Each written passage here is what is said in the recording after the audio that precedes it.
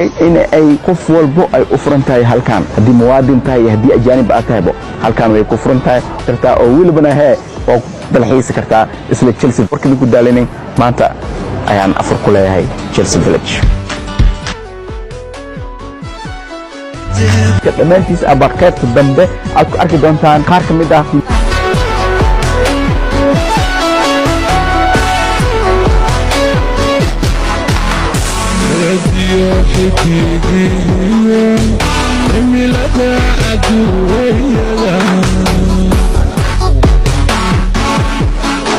maanta aad iyo aad aan u mahadcelinaa milkiilaha iyo dhammaan shaqaalaha